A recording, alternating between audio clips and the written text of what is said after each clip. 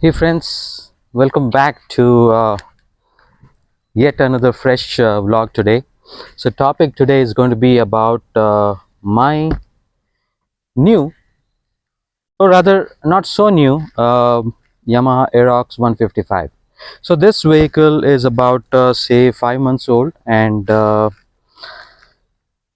why did I get Yamaha Aerox, right? So as you might already know that there are already a couple of motorcycles in the lineup. So why Aerox? So I've got the Speed 400, I've got still got the 390 Adventure, and why Aerox at this point? So this particular vehicle or the scooter or the performance scooter addresses few of those irritants, I would say, which are present in riding a motorcycle in the city in the bumper to bumper traffic, right?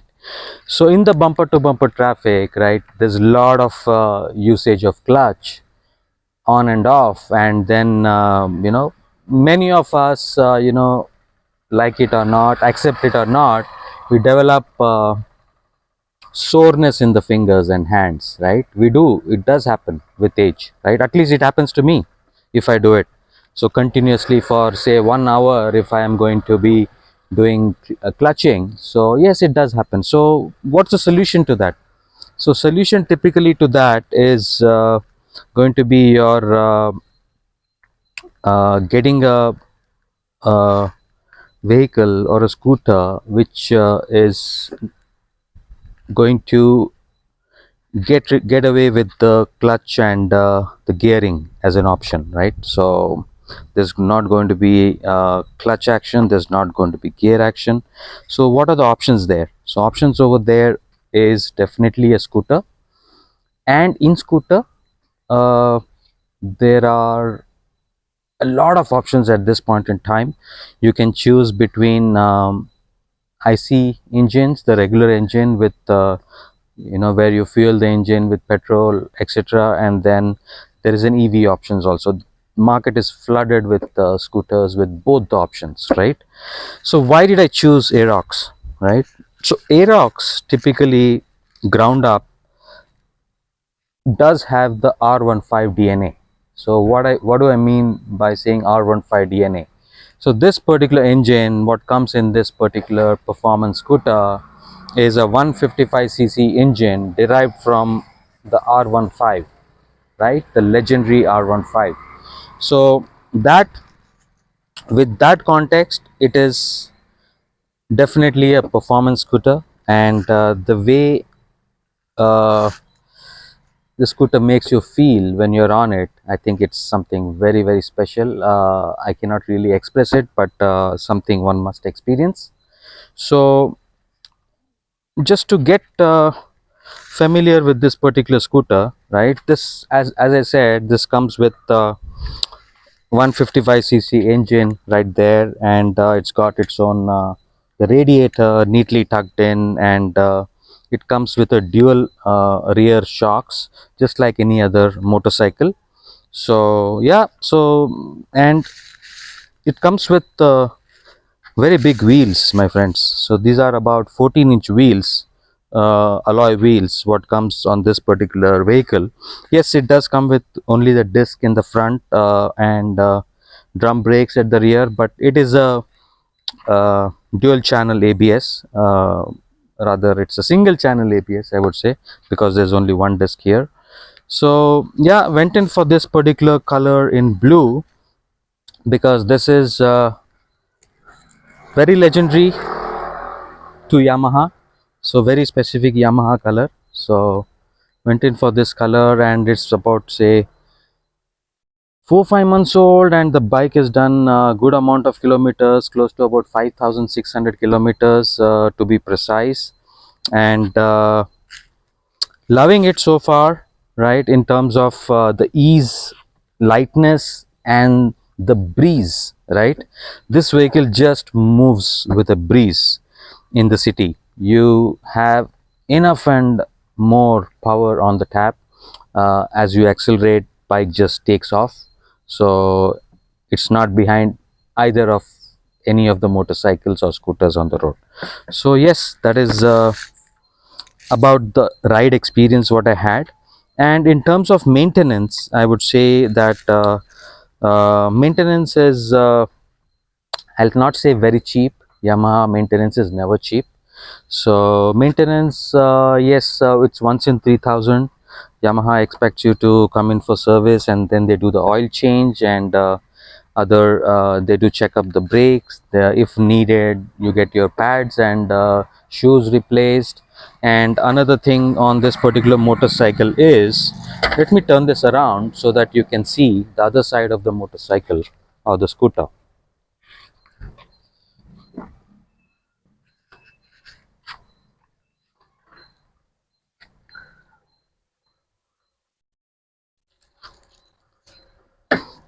Okay, hope it's visible. Yeah, should be visible. So this particular motorcycle scooter comes with automatic transmission. So here is where the automatic transmission resides in this particular case. So it's got its own auto clutch, the rollers, etc., which definitely need maintenance over a period of time, say once in 10,000 kilometers. There is a clutch, centrifugal clutch inside. Of course, it's a dry clutch, so that is there, and then there is a belt transmission drive. So all that needs maintenance, but not every 3,000, but maybe once in 10,000. So yeah, that is it. And a lot of people, that's the best part about it, right? In terms of looks, the way it looks, right?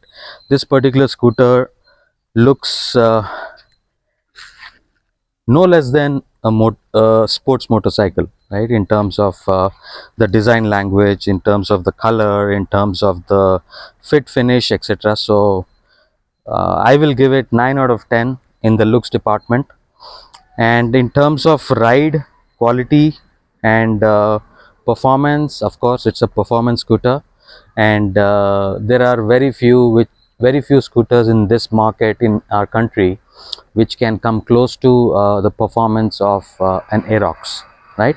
So yeah, 9 out of 10 again on the performance. And the ride quality is amazing, my friends. So when you get going on this particular vehicle, and of course when you, of course at the low speeds, you will feel the sort of an engine braking, because it's a auto clutch, and that's how the auto clutch operates. But when you take it out on the highway, at about speeds above, say, 70 to 90, 95, this scooter is so lovely to drive. And 6,000 rpm is where the VVA kicks in, the variable valve actuation. So that is the zone, scooter really shines and gives you that optimal performance and mileage while you're riding in on the highway. 70 to 85 kilometer per hour is the economy zone for this particular scooter. So 85 kilometers per hour is economy. I think that is amazing for any scooter. So yes, so just to talk about few bits on this particular scooter, it comes with your standard switch gear, where you can toggle uh, your high beam, low beam, your indicators, your horns, and your you can toggle the dashboard in terms of looking at your trip 1, trip 2s, then your average fuel economy, and your real-time economy, your battery voltage, then trip meters and the odometer, etc, etc. So all of that is available in this dashboard. And vehicle also comes with auto cutoff feature, like it helps you save fuel in case you are in a stop and go traffic, where you can turn on this auto feature, and then once the vehicle senses that it's been in idling for about say more than 10 seconds. It just shuts off, and with a slight blip of throttle, vehicle comes back to life. It is almost so seamless you cannot really make it out. So it's that good, right? That good. And in terms of the locking mechanism, yeah, it's a standard locking mechanism what has been provided here. It's a standard key what I have, just like any other Activa types. So there are three options here: off, open and on. So when you keep it on open, you have an option to open the fuel filler. Right here is the fuel filler. This one comes off. Yeah, it's a bit feels a bit flimsy, but I think it works. Maybe a little flimsy. So you have the fuel here, and this particular vehicle um can carry about 5.5 to 6 liters of fuel. So you will be looking at about say 200 to 240 kind of kilometer range depending on your riding, right? So that is fuel. And then the next button I press is to open the seat. So the seat comes out very nicely this way, and the kind of storage what you have is amazing. So you can really pack in about if you're traveling, you can pack in luggage or the clothes for about say 2 to 3 days easily. So you don't really need any kind of top box or you know, saddle bags, etc., etc. So this is very, very useful. And of course this part you have the battery inside, and the Yamaha motorcycle connect, the CCU which helps you connect your mobile to the vehicle, and install the Yamaha Connect app to see the stats of the vehicle, etc. I think which every manufacturer does these days in terms of providing your stats about your vehicle and all of that. So the seat, there's a story around the seat. So this seat, when I got this motorcycle or this scooter, this seat came with the Yamaha OEM seat cover. Of course it's an accessory which came as an accessory, and that seat for some reason, or the cover was making the seat uncomfortable, because when the cover is installed here, it was installed and then tied with that lace and then stapled across. So there was a air pocket which was getting formed at this step, right? You see the step so clearly now, which wasn't the case with the seat cover. So that air pocket used to come this way, and I used to keep feeling that I'm sliding down, and keep feeling uncomfortable at this point. But I got rid of the seat cover, and it's become super comfy. I almost like got about say couple of inches of extra seat, and also a very good tailbone support here. So that's all the problem. And another issue what I faced on this particular vehicle, uh, as a stock vehicle, was the front suspension, right? I hope I'm visible. Okay, so the front suspension on this vehicle used to bottom out for no reason, right? It would just bottom out if I'm at a speed of say 18 to 20 and navigating a speed breaker such as any of the standard speed breakers, right? It would just bottom out with a thud. So yes, I did bit of research in the forums, and understood from the other users that few of them were facing, few of them were not. So finally went ahead with the most cost effective solution, that is getting 20W fork oil into the forks, right? I'm not sure what oil Yamaha uses, maybe it is 10W, and I'm really not sure what quantity came into the forks from the factory, so for it to bottom out. So when I got opened up these forks, believe me my friends, hardly 20 ml of oil came out from each of the legs, which is just not sufficient to provide you the damping and rebound effect from any suspension. 20 ml is nothing. So yeah, after research in the forums, yes, I understood that This vehicle needs about 60 ml of fork oil in each of the legs. So went ahead with 60 ml in each of the legs, and that completely solved the problem. So my folks do not bottom out now, no matter what. Yes, they do function, they do action, they do give me the adequate suspension feel, rebound and damping, but they don't bottom out at all at whatever speed I navigate the speed breaker. So that problem is solved. What other issue at this point is, yeah, this is not so like a family scooter, right? This is not a family scooter. This is a scooter more oriented towards youngsters, and um, it's a performance scooter, of course, right? So more oriented towards youngsters who would like to ride, or anybody else, don't get me wrong, youngsters or mid-age, etc., etc., who would want to mostly be riding solo and have a good decent luggage capacity, and once in a while take a pillion who could be a kid or somebody. So that's all this can do. It really cannot be a performance scooter, because it cannot be a family scooter. I correct, family scooter, because of the design, right? You see the design, so you have absolutely no space here to store anything, so because of this hump, so you have just enough space to keep your legs like this. So yeah, so yeah, it's not a family scooter, it's a performance scooter, so mostly oriented towards who love to have that motorcycle kind of performance in a scooter. So yeah, what is this?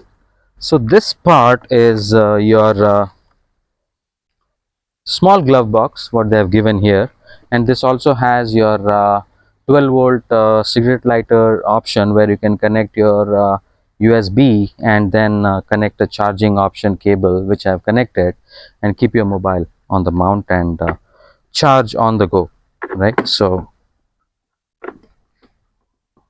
okay, so that is done.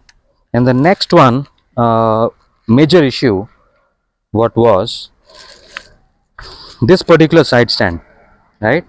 What used to happen is, I think it still happens with a lot of owners.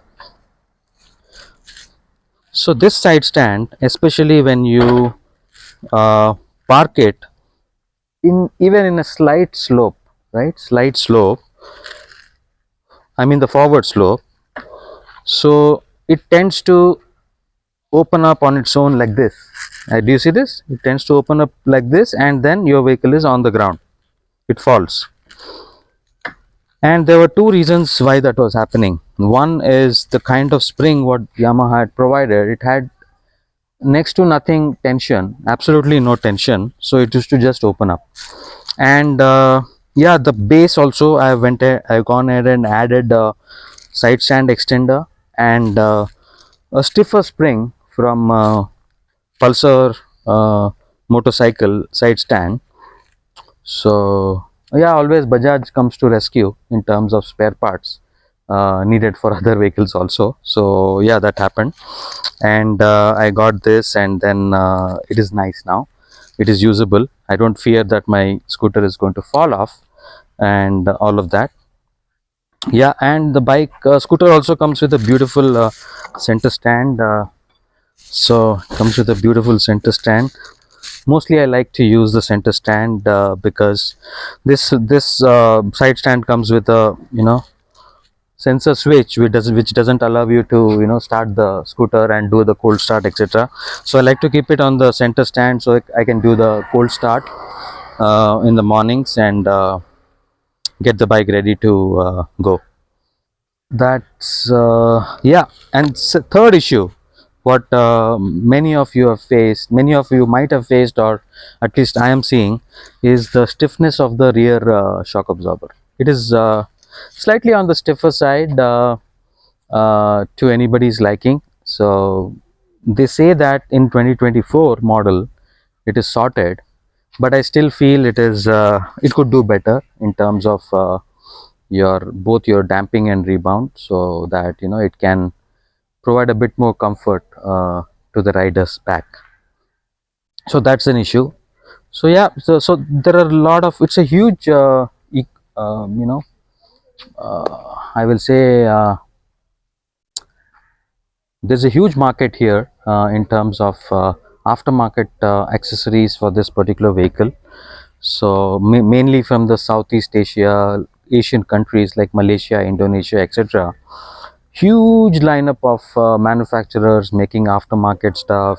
Be it you know, the front USD forks, what you get for this, or be it a lot of aesthetic bits what you get for this motorcycle in terms of lighting, body kits, etc. And the rear suspension options what you get for this is also immense, a lot of options, my friends. So, and secondly, you can also add on a rear disc at the rear wheel as well, so that option also is available. There's a radiator guard, there's a bunch of stuff, you know, I cannot list it out, it is so many, right? So huge ecosystem for that. So yes, to round up and you know, talk about this, what's been my experience with this scooter, I think it's been phenomenal. And been enjoying this particular scooter for all my short rides nearby, and a bit for the longer rides also, because this scooter is touring capable. You can really tour on this particular machine. Of course, your touring speeds will be say 90 to 100 ish at best, but this is touring capable, so definitely you can tour. Yeah, fueling, yes, it is 200 to 240 at best, but yeah, you need to keep taking your brakes either way, so you might take it to fuel the vehicle. So yeah, so totally loved it, my friends, so far, and looking forward to long term association with this particular scooter in my garage, which is going to provide me the feel of a motorcycle and also give me the convenience of a scooter. So that's exactly where this particular scooter makes its point. So yeah, that's about it from me today, and thank you for tuning in, and do let me know your thoughts in the comment section. Love to interact. Thank you so much. Have a nice day. Ciao.